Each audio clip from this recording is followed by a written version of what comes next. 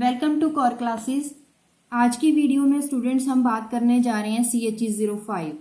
तो last video में हमने CHE04 के मोस्ट इम्पॉर्टेंट क्वेश्चंस के बारे में बताया था और उसके बाद 1 मार्क क्वेश्चंस को सॉल्व करके बताया था। आज की वीडियो में हम लेने वाले हैं CHE05, इसके मोस्ट इम्पॉर्टेंट क्वेश्चंस। क्योंकि ऑर्गेनिक केमिस्ट्री है तो इसमें ऑर्गेनिक रिएक्शंस होंगी और उसके साथ साथ कन्वर्जन्स होंगी, कुछ आइडेंटिफाई करना होगा रिएक्टेंट्स को, प्रोडक्ट्स को, इंटरमीडिएट्स को, कुछ नेमिंग रिएक्शंस होंगी।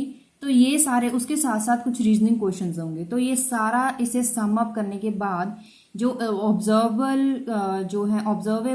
इंपॉर्टेंट क्वेश्चन थे वो हम आज लेकर आए हैं। तो सबसे पहले है कंप्लीट द रिएक्शंस।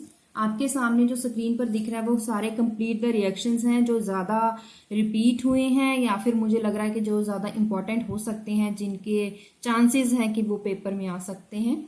तो ये है कंप्लीट द रिएक्शंस।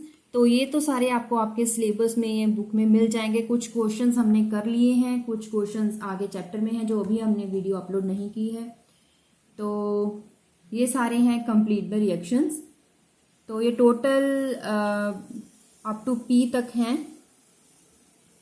16 यहाँ पे है रिएक्शंस जिसको आपको कंप्लीट करना है। और इसके बाद है आइडेंटिफाई फॉलोइंग। आइडेंटिफाई फॉलोइंग तो ये सारे क्या है, जैसे रिएक्टेंट है, बेंजीन रिएक्ट कर रहा है AlCl3 की प्रेजेंस में, तो कुछ बनेगा 1 नंबर पे, वो हमें आइडेंटिफाई करना है। उसके बाद लिथियम एल्यूमिनियम हाइड्राइड से अगर उसकी रिडक्शन हो रही है तो वो क्या बनेगा, जिंक अमलगम के साथ रिएक्शन करके वो क्या बनेगा। सिमिलरली ये बाकी 3-4 जो सबसे ज्यादा इंपॉर्टेंट थी वो मैं लेके आई हूँ।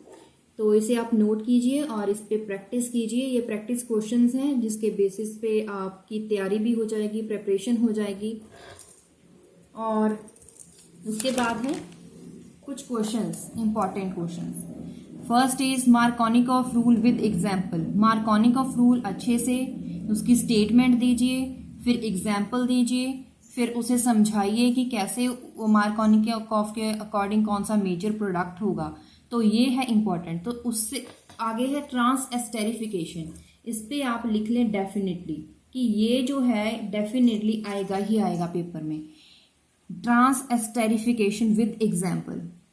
नेक्स्ट इज रीजनिंग क्वेश्चन, वो है tertiary alkyl halide are more reactive than primary and secondary alkyl halide in SN1 reaction and less reactive in SN2 reaction. तो ये रीजनिंग क्वेश्चन है। Why 2-hydroxybenzene carboxylic acid is more acidic than benzene carboxylic acid। मतलब जब benzene carboxylic acid है, मतलब कि benzene के ऊपर COOH है लेकिन उसके साथ एक OH ग्रुप भी आ जाए तो वो ज्यादा एसिडिक है as compare to benzoic acid. Why is pyridine is more basic as compare to pyrrole. तो ये क्वेश्चन भी इंपॉर्टेंट हो जाता है, तो इस पे भी लगा लें इंपॉर्टेंट। उसके बाद है why is hydroxyl group in phenol ortho para directing. Electrophilic substitution में ऑर्थो पैरा डायरेक्टिंग होता है OH ग्रुप। अगर फिनोल की बात करें तो ऐसा क्यों है, मेटा में इतना कम क्यों है। Why para hydroxy benzaldehyde. Benzaldehyde मतलब बेंजीन के ऊपर CHO और उसके फुट पे पैरा पोजीशन पे लगेगा OH ग्रुप। तो इसका बॉइलिंग पॉइंट ज्यादा होता है एज कंपेयर टू अगर वो हाइड्रोक्सी ग्रुप ऑर्थो पोजीशन पे लगा हो। म्यूटा रोटेशन प्रोसेस भी बहुत इंपॉर्टेंट है। विच ऑफ इन दोनों में से डाइंस में सबसे ज्यादा लॉन्गर वेवलेंथ पे कौन एब्जॉर्ब करेगा UV रेंज में, तो क्यों करेगा, ये रीजनिंग क्वेश्चन है। Haworth projection of alpha D glucopyranose beta D glucopyranose, ये तो हम अपलोड कर चुके हैं वीडियो, उसमें हमने ये दिखाया था। Why aryl halide and alkenyl halides are not used in Friedel craft reaction, क्यों नहीं यूज कर पाते। इलेक्ट्रोफिलिक सब्स्टिट्यूशन, कोई भी इलेक्ट्रोफिलिक सब्स्टिट्यूशन रिएक्शन लीजिए और उसका मैकेनिज्म करके दिखाएं। Structure of cholesterol with importance, ये 4 मार्क्स में नहीं आएगा, ये एक्चुअली 2 नंबर में आ सकता है ये क्वेश्चन कि कोलेस्ट्रॉल का स्ट्रक्चर बनाएं और उसका इंपॉर्टेंस भी बताएं। क्योंकि आपके जो क्वेश्चन पेपर्स हैं उसमें जो भी क्वेश्चन है उसमें डायरेक्ट 4 नंबर का या डायरेक्ट 3 नंबर का क्वेश्चन नहीं आता है। ये सारे के सारे क्वेश्चंस 2 नंबर के हो सकते हैं, उससे ज़्यादा नहीं है। लेकिन जो आपका 4 नंबर का क्वेश्चन है उसमें भी ऐसा हो सकता है कि एक एक नंबर के 2 क्वेश्चन आ गए, बाकी तीसरा क्वेश्चन 2 नंबर का, टोटल 4 का कर दिया, या फिर 2 क्वेश्चन 2 नंबर के आ गए, ऐसा हो सकता है। लेकिन कोई भी ऐसा क्वेश्चन नहीं होगा जो डायरेक्ट 3 नंबर का या डायरेक्ट 4 नंबर का क्वेश्चन आएगा। ये पार्ट्स में आएंगे। इसका मतलब है आपको छोटे क्वेश्चन 1 नंबर 2 नंबर वाले करने हैं, वो आ सकते हैं लॉन्ग क्वेश्चन में भी और शॉर्ट क्वेश्चन में भी। तो इसका मतलब इस वीडियो में आपके 1 नंबर 2 नंबर और 3 नंबर और 4 नंबर सारे के सारे इसमें इंक्लूडेड है। Next is Hinsberg test use to distinguish primary secondary tertiary amines. Aldol condensation, ये तो आपको आगे नेमिंग रिएक्शंस है उसमें भी पता चल जाएगा। एल्डोल कंडेंसेशन भी इंपॉर्टेंट है। उसके बाद draw Newman projection for most stable and least stable conformation of n butane and give reason about their stabilities. ये हमने लेटेस्ट वीडियो जो CH05 की डाली थी उसमें हमने ये समझाया है। इथेन और ब्यूटेन दोनों का केस उसमें लिया था। स्टैगर्ड कन्फर्मेशन, एक्लिप्स्ड कन्फर्मेशन थी और उसकी एंटी कन्फर्मेशन थी, दोनों में कौन सा ज़्यादा स्टेबल है वो हमने बताया था। तो ये क्वेश्चन भी बहुत इंपॉर्टेंट है। उसके बाद है aldehyde reduce Tollens reagent where as ketones do not. जो एल्डिहाइड्स हैं वो रिड्यूस कर सकते हैं, मतलब वो उनकी रिडक्शन हो सकती है टॉलरेंस रिएजेंट यूज करके, बट कीटोन्स की नहीं हो सकती। स्पोनिफिकेशन वैल्यू, ये इसमें शॉर्ट नोट आ सकता है 2 नंबर का, तो इसकी डेफिनेशंस विद एग्जांपल्स ये आप तैयार कर लें। स्पोनिफिकेशन वैल्यू हो गया या स्पोनिफिकेशन नंबर हो गया, ओजोनोलिसिस हो गया, आइसोलैक्टिक पॉइंट हो गया, resonance, tautomerism, crown ethers. Crown ethers भी बहुत इंपॉर्टेंट है, बहुत बार रिपीट होता है।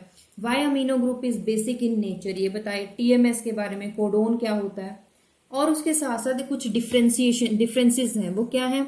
न्यूक्लियोटाइड और न्यूक्लियोसाइड में डिफरेंस, क्रोमोफोर और ऑक्सोक्रोम में डिफरेंस, प्राइमरी अल्कोहल और सेकेंडरी अल्कोहल में डिफरेंस, प्राइमरी अमीन और सेकेंडरी अमीन में डिफरेंस। तो ये डिफरेंस चारों के चारों इंपॉर्टेंट हो सकते हैं, तो आप इनमें से चारों के करोगे तो कोई ना कोई तो जरूर आ जाएगा। नेक्स्ट इज उसके बाद है नेमिंग रिएक्शंस। नेमिंग रिएक्शंस कौन कौन सी। रीफॉर्मेट्स्काई रिएक्शन, एल्डोल कंडेंसेशन, इसके ऊपर मैंने पहले से इंपॉर्टेंट डाल रखा है, ये बहुत इंपॉर्टेंट रिएक्शन है। Condensation, aldol condensation, Rosenmund reduction, Beckmann rearrangement, benzoin condensation, carbylamine reaction, Etard reaction, Gabriel synthesis भी इंपॉर्टेंट है, Wittig reaction, Friedel Crafts 2 reactions हैं, एसाइलेशन, एल्काइलेशन। तो ये दोनों ही इंपॉर्टेंट है, दोनों ही आपको करनी है। Perkin Diels Alder reaction, haloform reaction, Hofmann rearrangement, Hell Volhard Zelinsky reaction, Reimer Tiemann reaction, Sandmeyer reaction, Perkin reaction. ये इंपॉर्टेंट है सारी की सारी, तो आप इन पे प्रैक्टिस कर सकते हैं।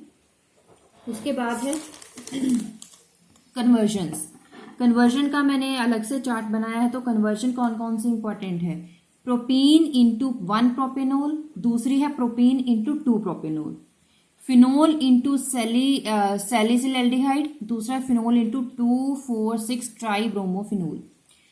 2 ब्यूटाइन से लेकर आपको बनाना है product ethyl methyl ketone, acetone into methyl acetate, from benzene to resorcinol, 2 methyl benzene sulfonyl chloride को यूज करके सैकरीन बनाना है। प्रोपीन से लेकर आपको बनाना है 1,2 डाइब्रोमोप्रोपेन, 1 प्रोपेनोल से प्रोपीन से बनाना है आपको 1 प्रोपेनोल। ये मैंने दोबारा से लिखा है, इंपॉर्टेंट है। Carboxylic acid into amide, benzene sulphonic acid into phenol, phenol use करके आपको बेंजीन बनाना है। इथेन टू इथीन लेकर इथेन 1,2 डायोल बनाना है।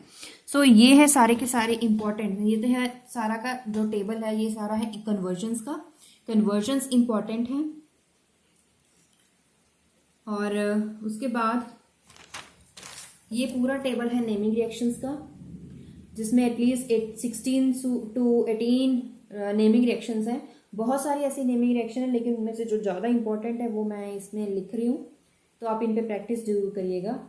उसके बाद जो reasoning question, short notes, differences और 2 नंबर में डायरेक्ट डेफिनेशन, ये सारे क्वेश्चंस ये भी इसमें इंक्लूड हो गए, जिसमें 1 नंबर 2 नंबर के क्वेश्चंस हैं।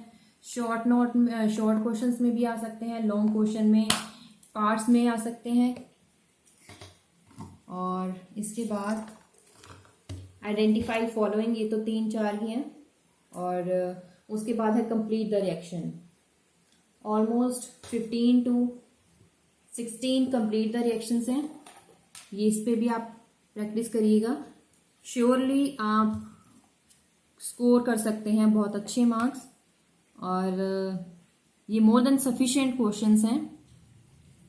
अगर आपके पास टाइम कम है तो पहले आप इन क्वेश्चंस पे स्ट्रेस दीजिएगा, इन पे फोकस कीजिएगा, उसके बाद ही आप बाकी डिटेल में जाइएगा। तो अगर आपके लिए ये वीडियो हेल्पफुल है, आपका टाइम बचाती है, तो प्लीज़ इस चैनल को सब्सक्राइब करें, वीडियो को लाइक करें और देखते रहिए हमारा चैनल कॉर क्लासेस।